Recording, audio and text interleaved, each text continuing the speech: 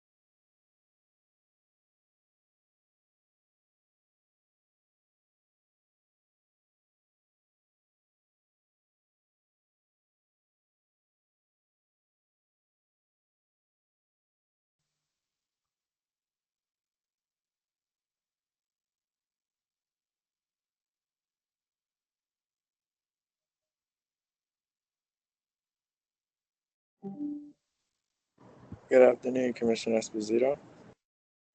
Afternoon.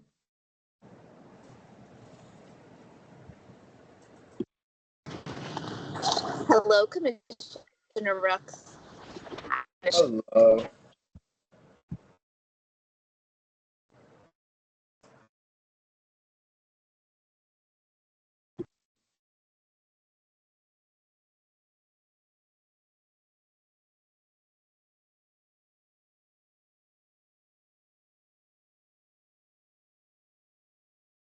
Looks like we're waiting on one more person.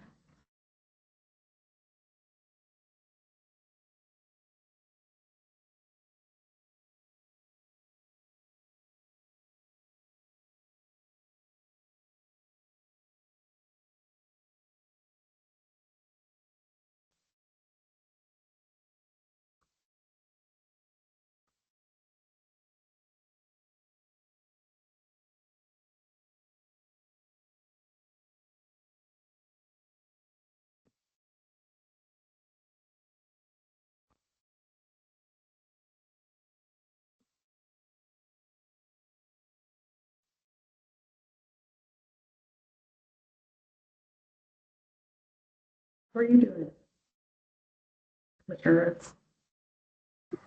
I'm good. I'm good. How are you? Good. That's good. It's been a busy day. Yeah.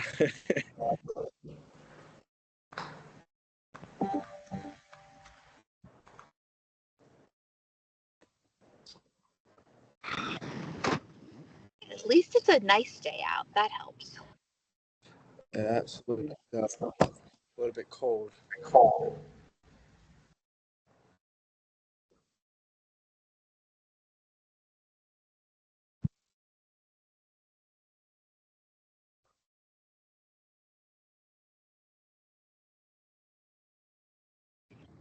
I'm going to apologize ahead of time. I'm en route to the airport, so I'm here with laptop open, but I will probably stay motion off to not give people motion sickness. Okay. I think I'm having trouble, like my connection with these meetings is always a bit of a challenge, so I can't see everyone in the room. I know Commissioner Sally's out today. Is Commissioner Redding Lallinger here? I do not see him, but I'm reaching out to him now. Okay. I talked to him this morning, and I think he's planning on attending, so we should be.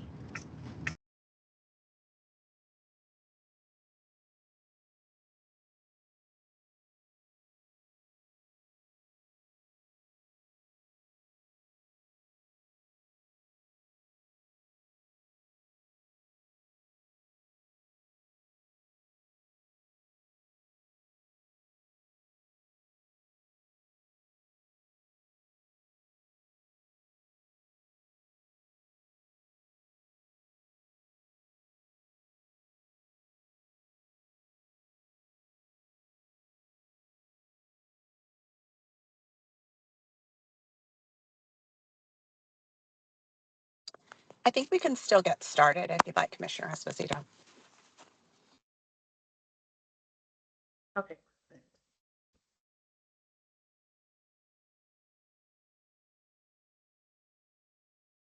So good afternoon, everyone. Thank you for coming to the Policy Committee meeting. I'm Commissioner Esposito. I'm the chair of the committee, and I'd like to welcome everyone to the October 15th Policy Committee meeting. And so if you haven't done so already, please mute your phone. Anyone who does not mute their phone will be muted by the call moderator. And additionally, if you are not a board member, the CEO or her staff, please turn off your video. And so now I will read a roll call of the board to identify who's on the call, and please identify yourself first before speaking for the record. Commissioner Rooks, Commissioner Rooks, present. Commissioner Ames Messenger, Ames Messenger present. Commissioner Redding Lallinger. Redding Lallinger present. Welcome. Commissioner Sally. I believe Commissioner Sally's out. So we have the following items on our agenda today. We are going to get an update for board policy JJIC and JJIC-RA, academic eligibility for interscholastic athletics, and interscholastic and intrascholastic athletics. And then we have several compliance reports, which include EBBB incident reporting, EHB data records retention program, GCO, employee evaluations with updates, IJOA field trips, KCB volunteers, and KDA access to public records. So our first presentation is going to be an update of board policy JJIC and JJIC-RA, academic eligibility for interscholastic athletics and interscholastic athletics. And this presentation is going to be by the Chief of Schools, our Department of Whole Child Services and Support, and Athletics. Do we have folks from there? Yes, we do. Hey, welcome. Thank you so much for this opportunity. My name is Tiffany Bird, and I will be presenting today. So It is a pleasure to come before the Policy Review Committee to discuss JJIC, JJIC-RA, which are our policies that govern our academic eligibility for athletics. Today, we will talk about our alignment with the district, what our state requirements are, the purpose of having a policy and what our current policy is, and who we serve. We'll have some framing questions, and then a little bit of engagement talking about additional data analysis and some benchmarking from around the state and some other similar jurisdictions, and then talking about our timeline with this policy. So we just want to make sure that you know that this policy is aligned, and we've outlined the priorities 4, 5, 6, and 7 that it aligns with. And also there's some information that connects this policy to our blueprint, of course, where you're talking about providing athletic opportunities to students with a well-rounded curriculum, and giving them the opportunity, of course, to be supported physically and mentally. So we also do that as well. The state require us to do. And so COMAR requires each local agency to establish what they consider to be participation standards that make satisfactory progress towards graduation. So that's pretty vague. Each LEA gets to determine what that looks like, but that is the requirement from the MPSSAA, also through MSDE and COMAR. And so this policy, the purpose of these revisions are to make sure that when we take a look at this policy, that we have academic accountability, but we also want to promote a balance between athletics and academics. So I would like to talk to you now about our current policy. You may be aware of what is required, but I do want to just share in case some people are not as familiar what our current requirements are. So with this policy, the board does consider it a privilege, not a student right, to participate in athletics. So we are clear and aware of that. But in order to participate, you do have to make a specific standard, and that's make sure that you're creating a part of a well-rounded education. We are an extension of the educational process. And so we do understand that, and this policy makes sure that our participating students understand that also. So here in the policy, you'll see the reference to the word interscholastic. That refers to students that are in grades 9 through 12, so our high school and secondary students. And then you'll see interscholastic defined in this policy to relate to students in grades 6 to 8. Our rising ninth graders. So if we have any ninth graders entering high school for the first time, they are automatically eligible to participate. So during that first marking period for fall sports, they are exempt. When their first report card comes out in Q1, that is when the standard applies to those students. Our current policy requires that students have a 2.0 at our decision point. And it also requires us to use all of the weights that are indicated in policy IKA as well. Students can have no more than 1 grade below passing at that eligibility decision point. And I would like to call out, when we're talking about grades 6 to 8, this is the only policy that we, or only standard that we use for participation. We do not have a GPA standard for students in grades 6 to 8. Eligibility decision points. If you're looking at fall, winter, and spring, this chart simply tells you what grades are used to determine eligibility. So you'll see here, fall student participants are using the Q4 report card. And then at the conclusion, if the season is still going on, which many of the seasons have ended, but if you're in postseason competition, you have to meet that standard in that Q1 report card to remain on the team. In the winter, it'll be Q1 report card to determine if you're eligible to participate. When Q2 report card comes out, you'll have to make sure that you are still meeting that standard. And then in the spring, we're using Q2 to start, and Q3 will determine if you maintain your status to be on the team. And you have the season length dates here called out, and that's decided by the State Athletic Association. We do have some alternative pathways. So far, we've determined in high school, in order to participate, you have to have a 2.0, and you can have no more than 1 grade below passing. What happens if a student does not meet that requirement? Well, if a student is participating in the fall, they do have an opportunity to remediate through summer school. Our current policy allows the student to take up to a maximum of 2 courses to try to regain academic eligibility. If a student is unsuccessful or it's not the fall season and they have not yet met our requirements, but they do have strong academic process, we also have an opportunity for a student to apply for a waiver. With this waiver, we will use your 4 quarters, including the GPA, including the quarter that you do not meet a 2.0, to determine if you have a cumulative of over a 2.0. If at that time you have 4 quarters that average out to be over a 2.0, you will receive a waiver to participate for that sports season. If you cannot qualify using the alternative pathways that I've already identified, there is an opportunity to participate using a program called academic probation. This was modeled after something that was used in Anne Arundel County, but we chose to have a longer probation period. So if a student wants to regain eligibility, they are allowed to try out for a team in which they have not met the academic requirements. They can participate with this team during practice, but they are not allowed once the season begins to be issued a uniform, and they cannot travel with the team. At a 20-day probation period, academic days, we will review their progress. If they're currently meeting all of the standards at that time, then they can be reinstated to participate on the team at that time. So a little bit about where we are athletically and just who we're serving. So you will see here, we are required every year to do a compliance report to talk about what our participation numbers are. We definitely experienced a decrease coming out of COVID, but you will see that we have regained more students each school year, and we're pretty excited about that, with a little bit under 6,200 students participating last school year in high school athletics programs. If you're not familiar, I've outlined our offerings for fall, winter, and spring. So these are the sports that we do offer to our high school students. And you will see 2 asterisks. Where you see asterisks for field hockey and golf, we don't field those programs as a district because we have not seen a lot of interest in those programs. But if there is a school that would like to offer them, then we allow them to schedule independently and offer that sport.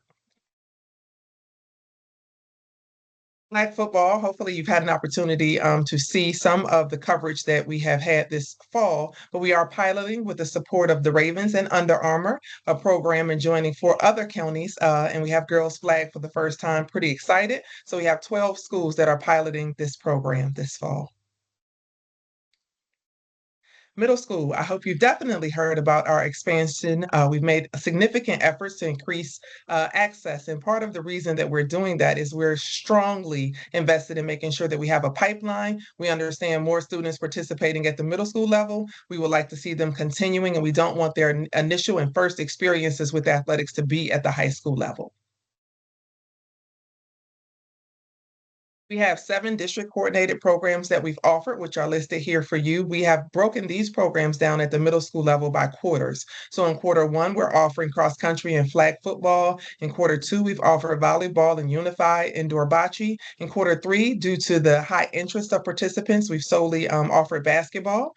And then in quarter 4, we do a unified track and field and outdoor bocce program. If you're not familiar in calling out the unified programming, this is our opportunity to make sure that students with disabilities can also participate and have these same sport athletic experiences that are offered to peers. And in our participation here, we were able to have 81% of middle schools participate in a program either through our district coordinated programming or what we've offered through vendor programming. We've made significant improvements in health and safety. So I just want to share with you today that we have 15 full-time athletic trainers hired and working. This has significantly enhanced the training that we offer to students and to coaches. And we've had an opportunity to provide greater access to physicals and improve collaboration with medical agencies. We even piloted a program with one school this fall to have doctors on the sidelines during our football contest. We made significant advancements in technology. We have an opportunity to better track heat and hydration. We did a process this fall during the preseason where students were required to weigh in football and any field hockey goalies. So where there is heavy equipment, we make sure we're monitoring their hydration. And we've also updated our policies and protocols for health and safety. Very, very pleased with the Under Armour partnership that we have. They do provide uniforms for our varsity athletic teams. And while that is a big undertaking, we also have a major investment for them to make sure that they are supporting other parts of our program. And so they have a leadership council that they offer. And in turn, they also stay closely tied to the data to be able to monitor that investment. So we give them a summary of comparison at the end of every school year. And so for the 23 and 24 school year, you will see that we have greater attendance for students that participate in athletics, about 11 percentage points higher than the non-athletes. We also see on average that the GPAs are slightly higher. So you'll see for athletes, last school year was a 2.57 average versus a 1.88. And then in previous years, you definitely also saw considerably higher promotion rates and graduation rates, but that data for last school year has not yet been finalized. So I just want to go through a few of the framing and next steps for our programs as we talk about potential revisions to this policy. When we're calling out any barriers to participation or some of the questions that we feel like this revision needs to answer, we want to talk about our current requirements. Are we at all limiting access to students that may benefit and use sport participation as motivation? Equity and access is also critical when we're looking at our student demographics. What steps can be taken to ensure that this access is equitable to all students? Impact on student well-being and engagement. We saw coming out of COVID how students expressed concern with not like being participating and involved with other students. And so when we are selecting our teams, are we at all impacting overall school engagement and sense of belonging when students are connected to activities such as athletics?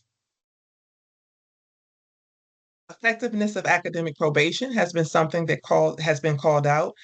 We have a system for probation, but is it really serving its intended purpose? And that's something that we would definitely like to examine. We want it to be used to improve the academic performance, but not as a crutch to allow students that are not performing well to be allowed to continue to participate. And then we need to call out and talk about extracurricular alignment. One of the questions that we often get asked is, should comparisons to extracurricular participation be considered? Students that are participating in activities that may be similar to robotics, band, choir programs, and other programs, they don't have those same requirements. So some people ask us to examine the fairness and equity of that. And then are there any other barriers to participation that we should definitely consider while we're reviewing this policy that may be negatively impacting student participation? Our stakeholders, this is tier 3 level engagement. So we've identified some stakeholders that we know that we have to contact throughout this process to make sure that will include but not be limited to our advisory, equity advisory committee. You'll see here, we know we have to have parent interaction, student government, special education, labor unions, school operators, definitely have to meet with coaches. We've started our work already with the athletic directors. And we have previously put out like soft surveys to kind of see where our stakeholders lands on this topic. So some of the feedback from the previous work we've done, we've had an academic advisor say, yes, academic probation needs to be a more stringent process or have a higher criteria.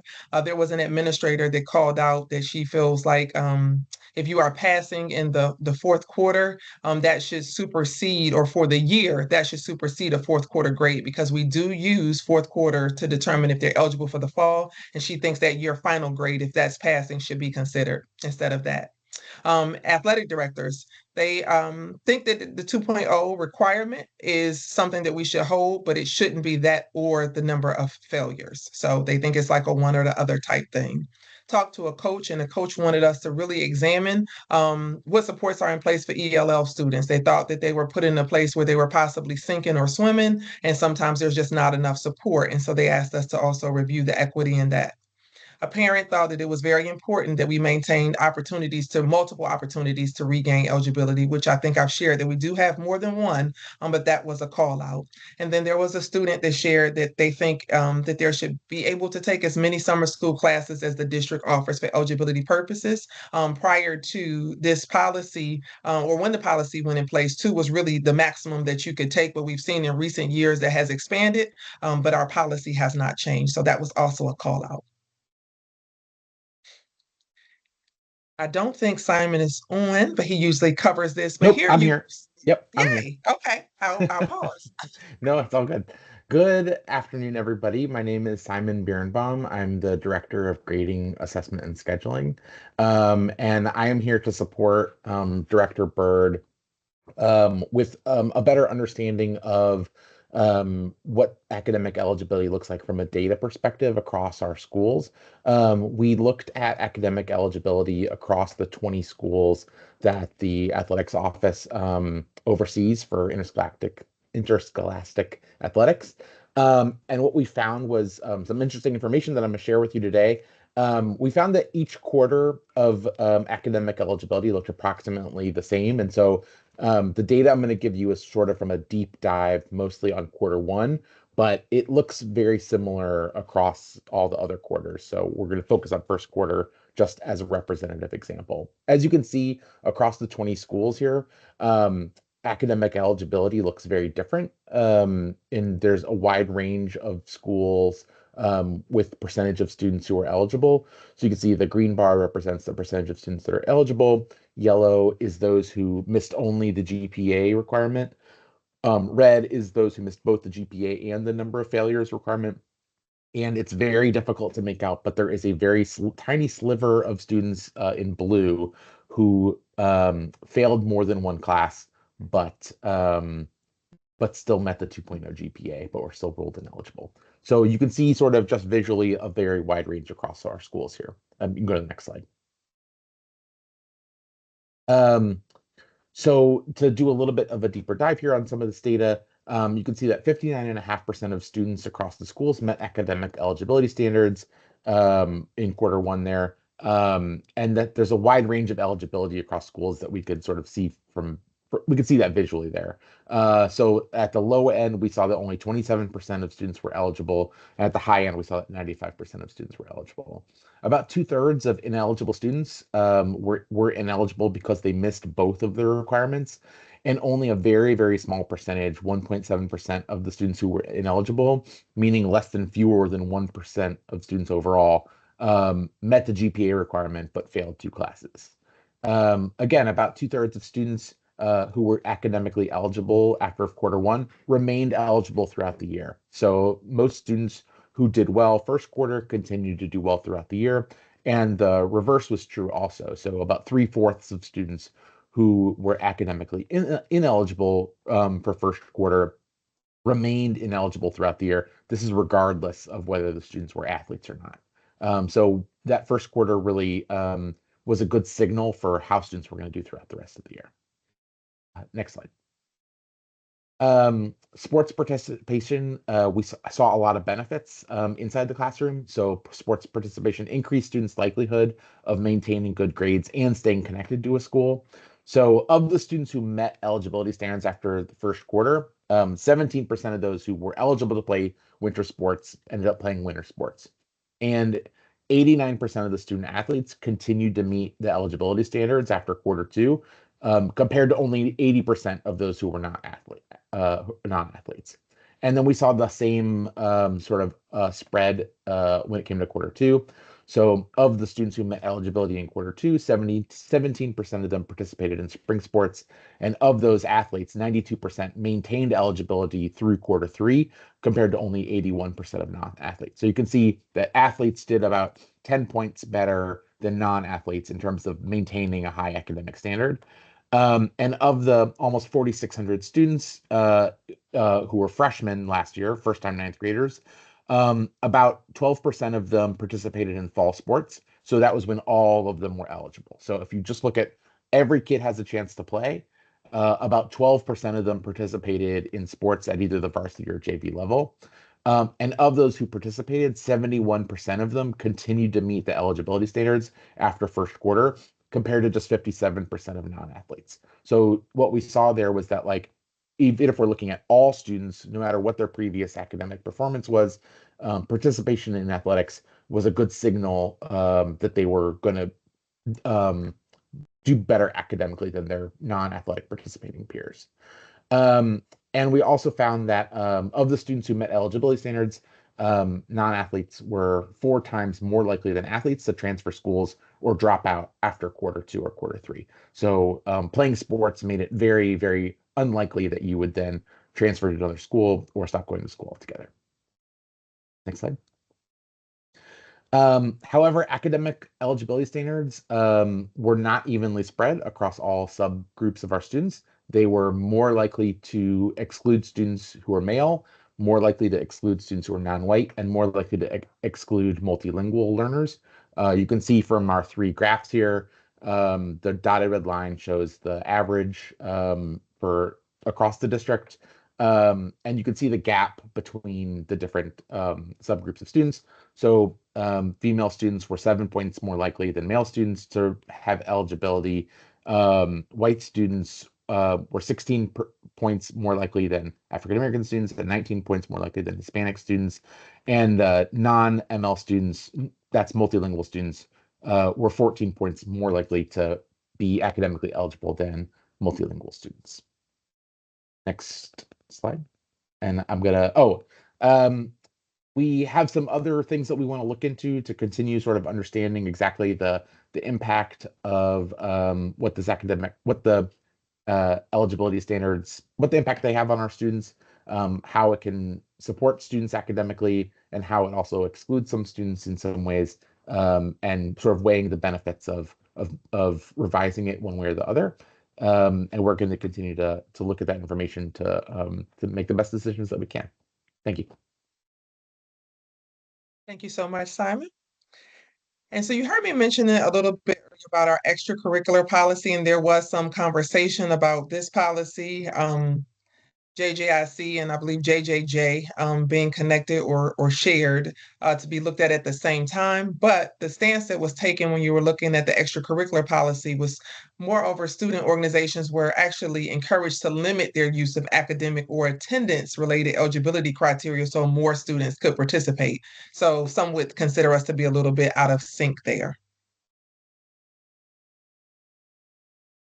When we're looking at our benchmarks, out of the 24 LEAs across the state, 20 out of 24 do require a 2.0 GPA or higher. I believe you have one county that requires a 2.25.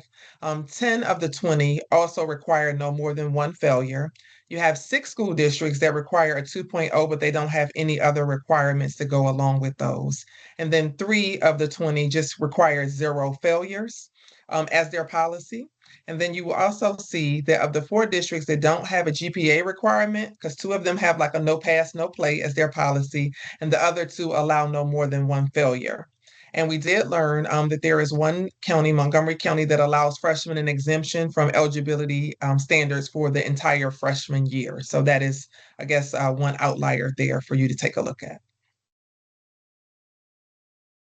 We just pulled a few sample comparative school systems across the nation. And so we pulled out just some notes or things that we could consider or run our data against to see what the impact would be. So in Charlotte, Mecklenburg, you'll see that the 9th graders are not responsible until like the 2nd semester for their academic progress. Detroit doesn't allow summer school towards eligibility.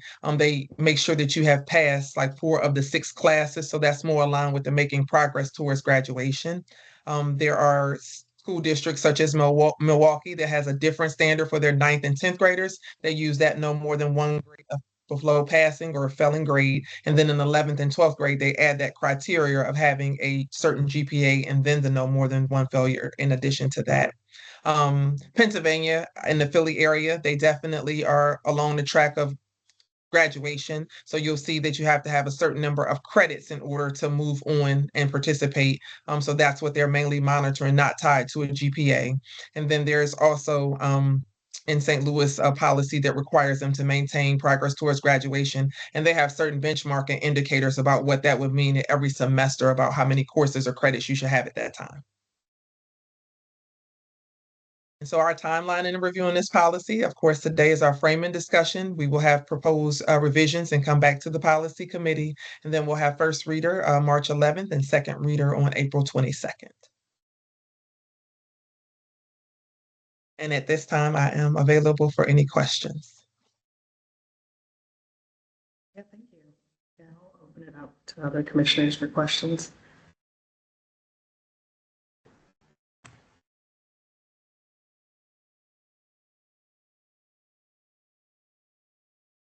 I guess I have a quick question related to attendance. Has there been kind of any thought process about is that been used historically as a marker? I mean, like when you talk about that's kind of, it works, attendance is an incentive for some kids, like sports are an incentive for attendance for some kids and they're not for others. And looking, given attendance data is what it is and the efforts, has there been any thought process around that? So our current policy requires that students are in school in order to participate. So in order to practice, you are to be in school at least a half, day with, a legal absence, and it is the same for a contest. There has not been historically a requirement of like a certain percentage of attendance to try out. So it would only be during the season that you're playing versus for off season. Correct. Yes. I didn't see anything about behavior. Do individual schools impose behavior standards? And I mean specifically around suspensions and eligibility. We don't have a district-wide policy on that?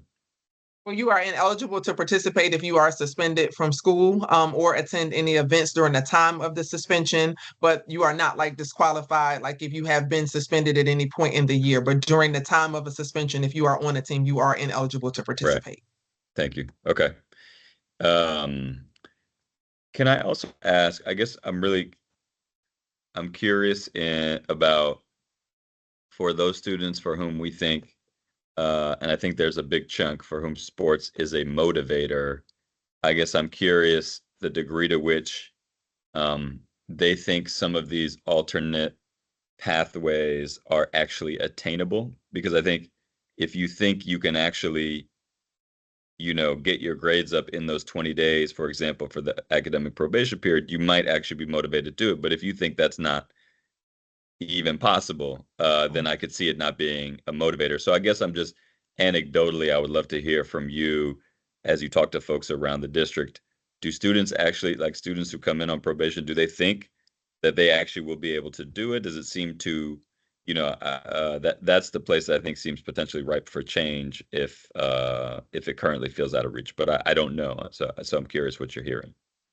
I do appreciate that call out. That's one of the questions that we are also asking and interested to get in student forums, because we do see a percentage of students that will sign up for probation, but they don't complete it. Like those students are on a contract, it has to be signed. And if this wasn't clear to the group, I apologize, but we also require them to have a certain number of support hours. Like it isn't just the 20 days. So some students don't complete that process. And we do want to know, like the ones that don't complete it, why is it? Does it seem unattainable? Are you getting to a point? And for some of our students, I'll just be honest, it appears that a lot of it might be like missing work. And so when somebody's tracking that and checking that, it's kind of easy to shift the needle and turn it around. But that's a great question. It is definitely something that we want to probe deeper into as well, about the students who do not participate, sign up, give us a contract, but don't finish that period, the why. And we do kind of like have a survey, but sometimes the academic advisors can't get them to complete it, because that's the question that we want to know also.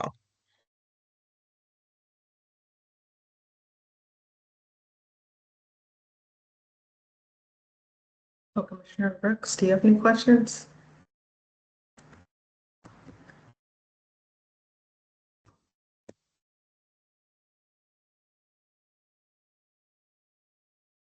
And the only question that I have is, I appreciate like the waiver option, but could you share a little bit about what types of situations would initiate a waiver?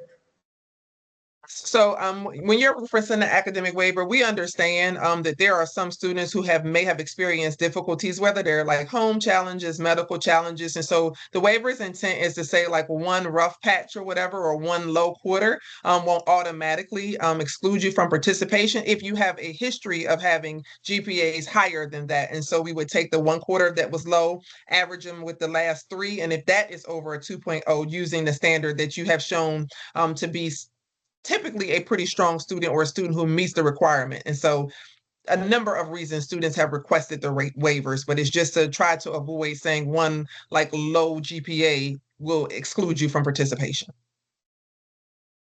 Gotcha. That's really helpful. Any other questions from commissioners? One more thing I'm thinking about. So, sorry for all the questions. No, I love them. Please don't. Okay. I was looking at MCPS's policy about eligibility for the entire freshman year, and I guess I was thinking that if you are someone who is motivated by sports, but you don't play a fall sport, and you never actually get a chance to experience your sport because you're already ineligible by the time it comes around, could that be, letting ninth graders see what it's like and sort of feel what it's like to be a part of the team? And I guess my question is there evidence that there are kids for whom that is true? Like, do you see more participation in fall sports? I was looking at your compliance report. It seems like there is more participation, but I don't know if that's just because fall sports are more popular. It has to do sometimes with the numbers of football participants because the teams are usually larger. I think we do see it sometimes though, because we'll see like the number of students on academic probation already starting like in those like winter or spring seasons that are ninth graders. So I think that's a small measurement there, but I think it's an excellent call out. I definitely know in the dialogue that we have, that's something that we've been asked to examine. A lot of things when you are reviewing and talking about these policies, and I know they're pretty polarizing for some people, like they take a strong stance, but they do feel like there are a lot of graces given to fall student athletes. Like they have the period where ninth graders are eligible. They have the summer school remediation. So it does feel to some that a lot of things favor those participating in fall sports. And as you've indicated, that might not be, the sport of choice for some of our participating students.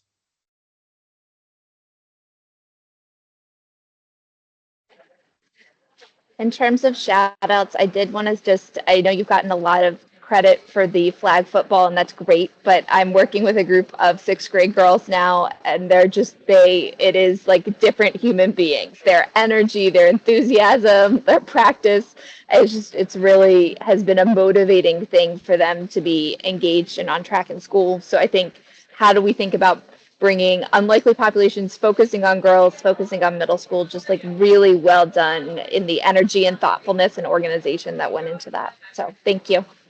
Thank you so much. I'm happy to hear that. I had an opportunity last week to catch a little bit of a game, and it was pretty exciting to see. Yeah, a very large team walkthrough for one school with all girls. So I'm pretty excited. I'm passionate about all the work I do, but I do have a special spot for the female participants.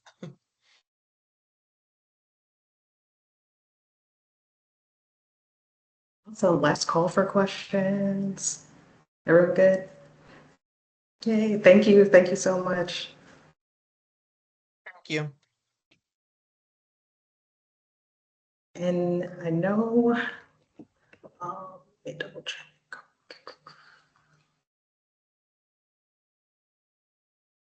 Do we have any questions around compliance reports or any conversation we want to have around that? I did actually. I'm not quite sure how you typically structure that.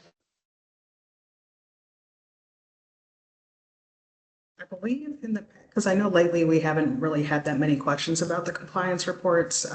There might be folks here that can answer some of the questions that you have. So I would just ask them, and if not, we can follow up. It's also, if others are not, like, I can definitely jump back. I can just follow up later too.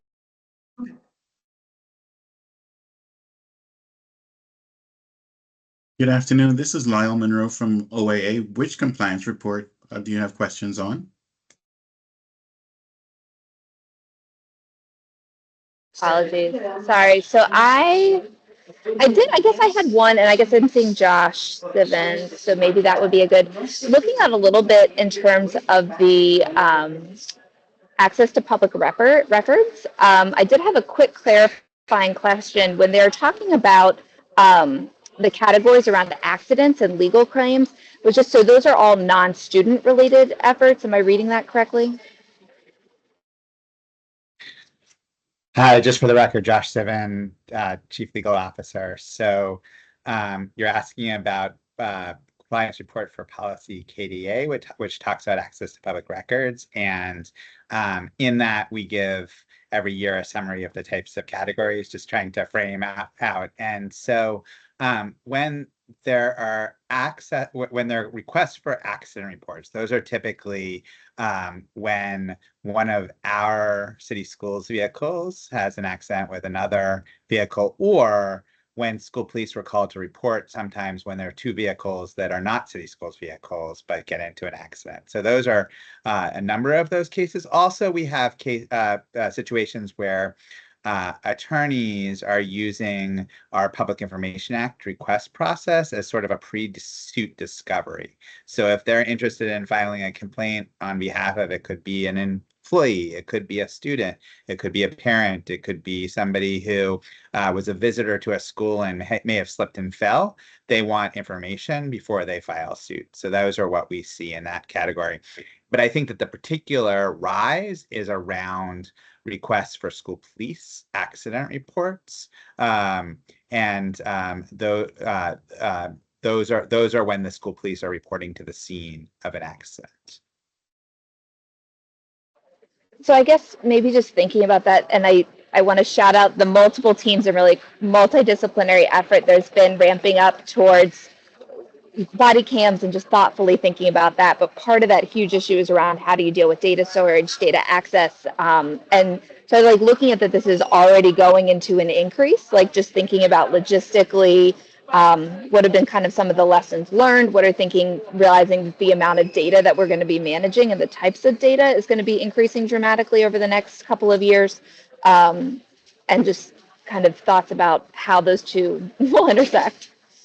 Yeah, so I think we have a lot of lessons learned broadly on Public Information Act requests. One is to be really thoughtful about referring requesters to already publicly available information. So often it is the case that while somebody asks for a particular thing, we have a already public document or a board presentation that gives a lot of information about that, and that's really what the person wanted. So once we point them to a publicly available piece of information, that satisfies the request. So we've been able to quickly get people to general information that sometimes satisfies the request and really allows us to conserve resources for the requests that are more time intensive. Similarly, a lot of people don't realize that there's so much information in board letters for contract awards. So when they ask about a contract and we can point them to the board letter, that often satisfies the request.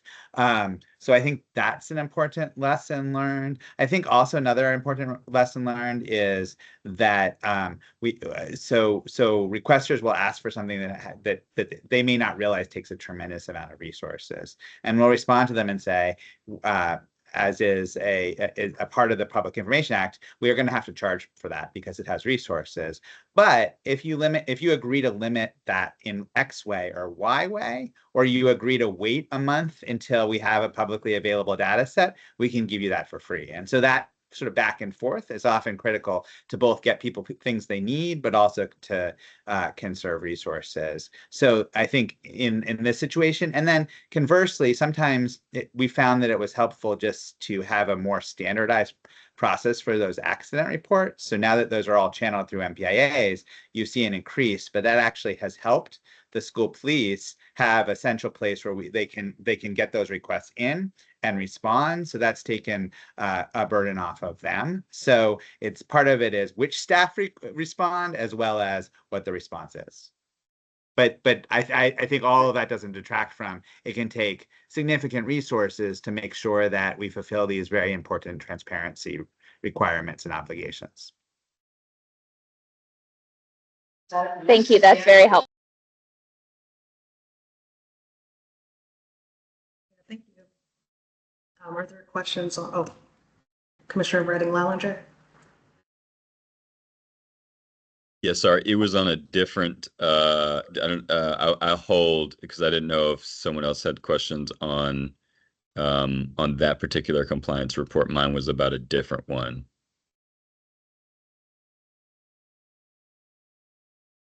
I also had another, so go ahead, and something else. So go ahead, Stefan. I'm done.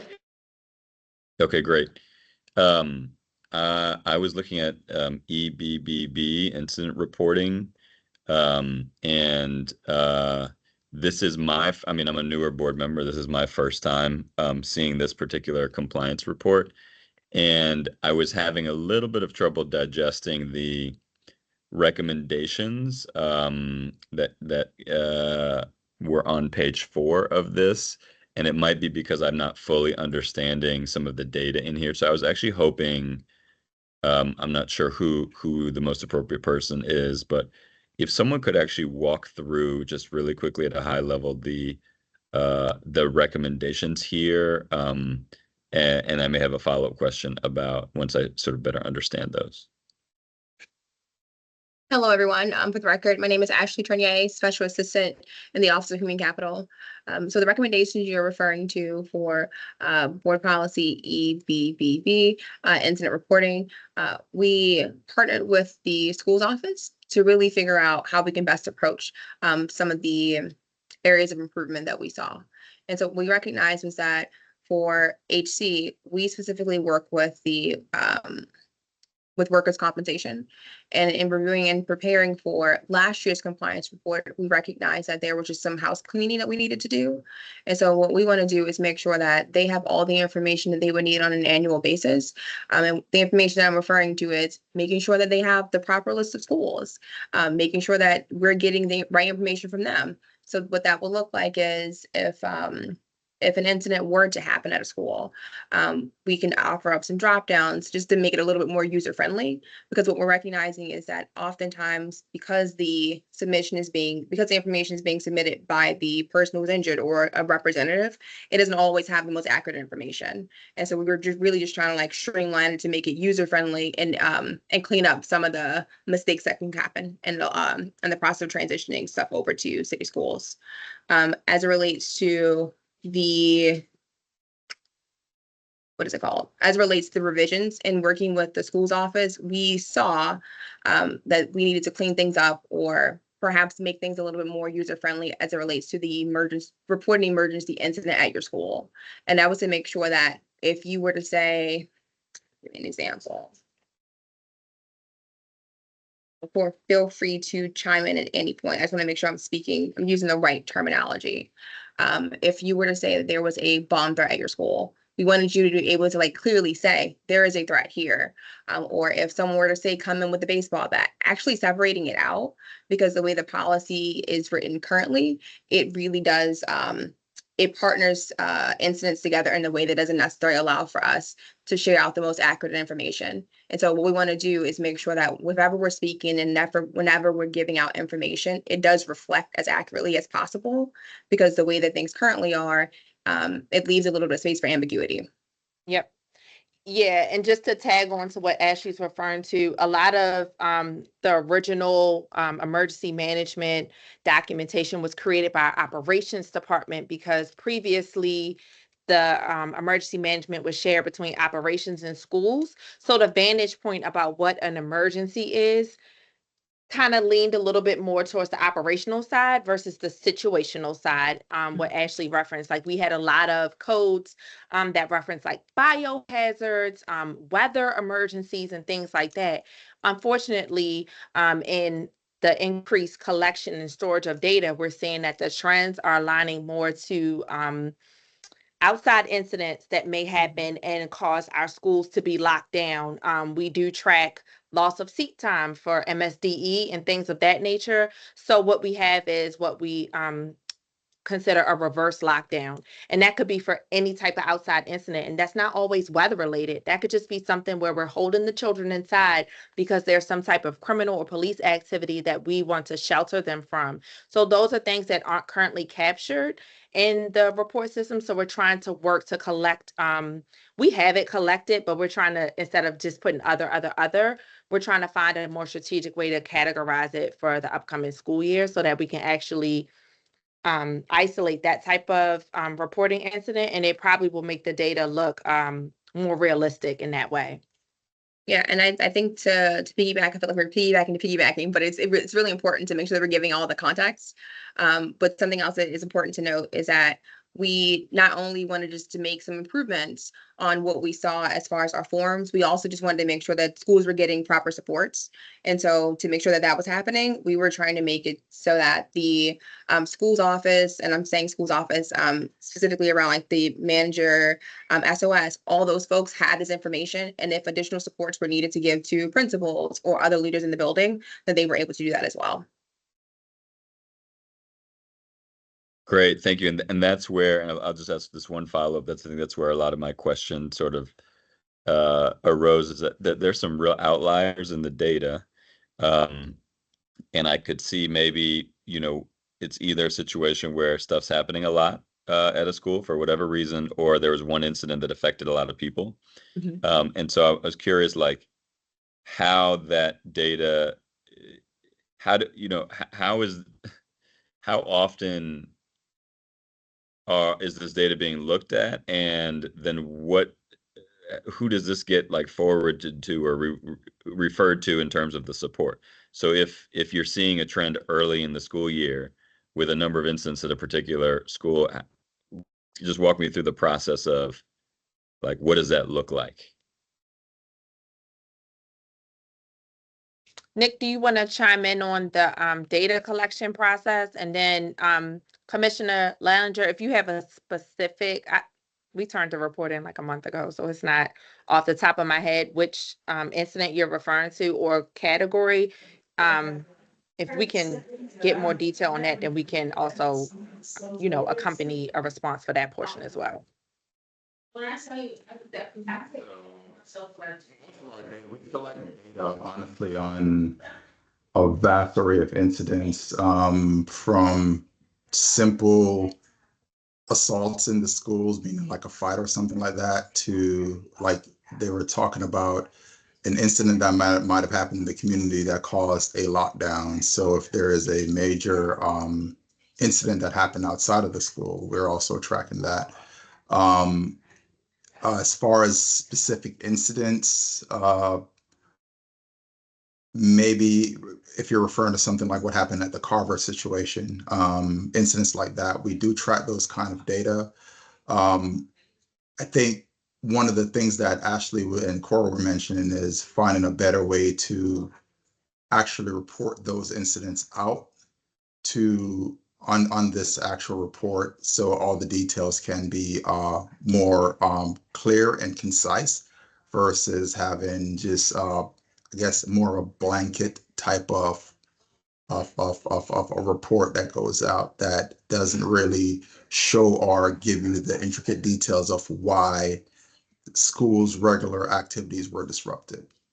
I just wanted to chime in though that to go back to Commissioner Lallinger's question. So we are looking in the school's office, the ILADs and the school managers get these reports. They're looking at them for their particular schools and following up and looking at patterns. I also think one thing that just can take from all these comments is we want to make sure that all schools are reporting consistently in the same way, and that the the patterns where you see high numbers for particular schools could be that those schools are really good at reporting, right? And so the reforms, the recommendations that we want to put in place is to get that data so it's more systemic, to align the data that Nick Smith deals with on school police, the school's office deals with, human capital deals with on workers' comp. So we really have and can do, Commissioner Lallinger, what I think you're gesturing towards, that systemic risk and also response analysis, not once a year,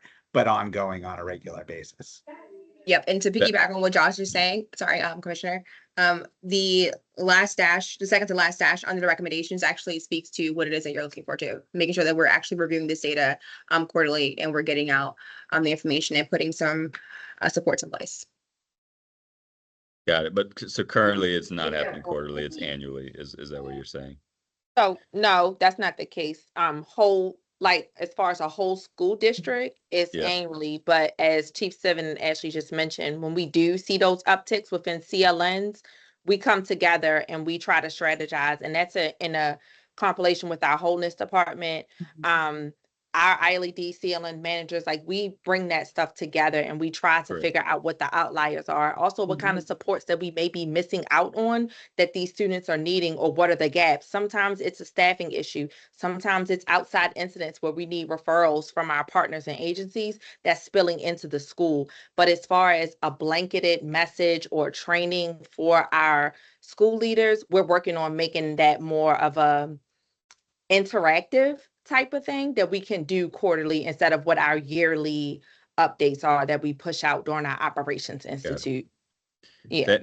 Thank you for that context, and I appreciate you working with me. You know, I'm new here, so I'm trying to understand how it works. But I appreciate the and I think clarification. Chief Shorter wants to chime in because he's been giving us a lot of support with our outside agencies upon his entry. So a lot of the stuff that we get. So how you doing today? I'm gonna see if I can cut my camera on him.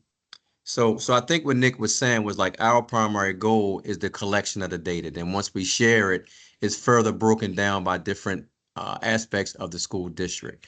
So when we get the information, a lot of information that we just didn't have, those relationships that I've been able to reach out to various agencies to push this information in. So it may not even be an incident where we may know about, but because of those relationships, I can now reach out and pour back into the system to say, hey, this incident occurred. If it's 2 miles, 5 miles, 10 miles, it still can be an incident where a person was injured. If it's a bus accident, that we have to chase the bus around the city to find out who actually was on the bus. So I think as for us, it's about the collection of the data and ensuring that the data that's collected is audited, is correct, is not duplicitous, that is correct. And then those other entities within the school system filters it out, as Cora and Josh said, is then looked at for any patterns, trends, or clusters. I hope that helps.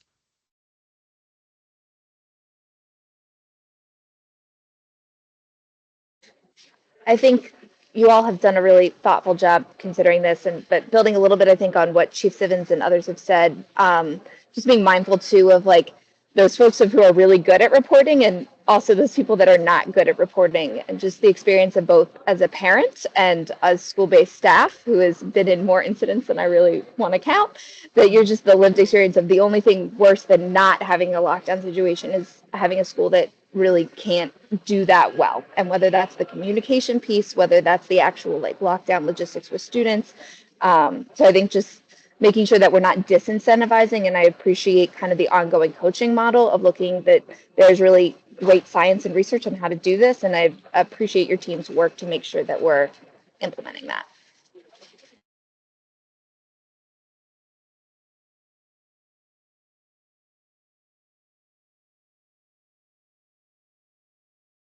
Awesome. Are there any other questions for other compliance reports? Or for this one? I had one last one, and I'm sorry for so many. It was looking on the work around the employee evaluation, which on the GCO, which first of all, well done. I appreciate it and I'm excited. I was wondering about the number of people that are not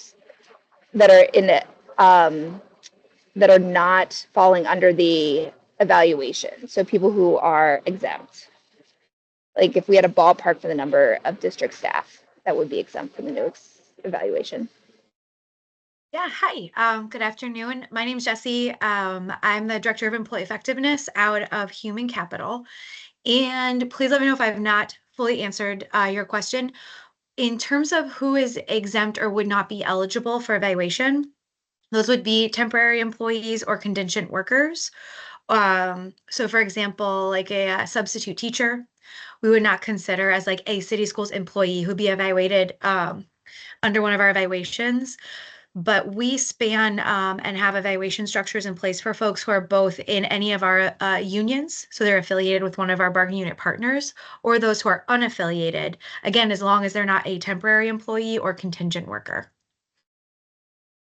But so presumably that would go all the way up through cabinet and CEO level. I mean, not CEO, but up through cabinet level positions, the same evaluation model. Yeah, so as an example, the work we've done around the district leader effectiveness evaluation, when we were piloting and field testing the 360 feedback survey on people leadership, members of cabinet also participated in the pilot and field test. Thank you so much. That's a really hard lift. Your team's doing a lot of work. Thank you for your thoughtfulness. Thank you so much.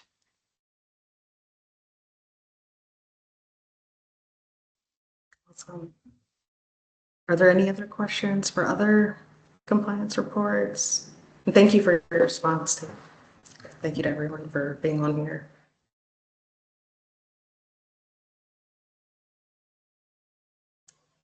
Okay, it looks like we got through everything, and I know that we do not have public comment today.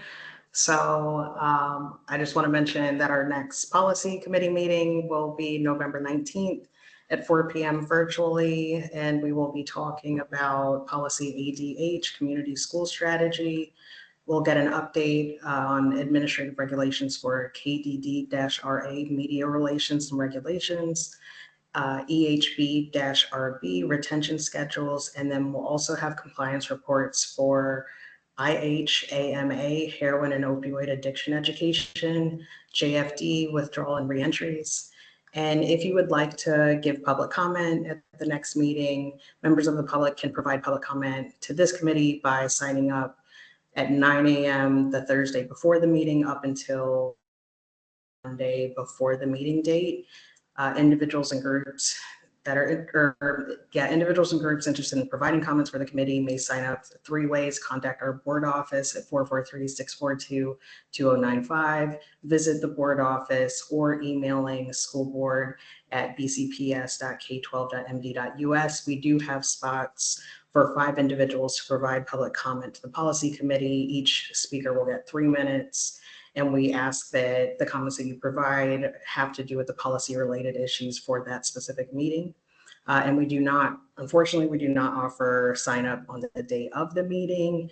And if you want to find out more about the policy committee, feel free to visit our website and look at the whole policy calendar, see our policy process, and engage with us. And so if I can get a motion to conclude this meeting, that'd be great. So moved. Thank you. Do I have a second? Seconded. Thank you. Thank you both for all your awesome questions, and I will see you next month. Thank you, everyone. Thank you. Thank you. Thanks.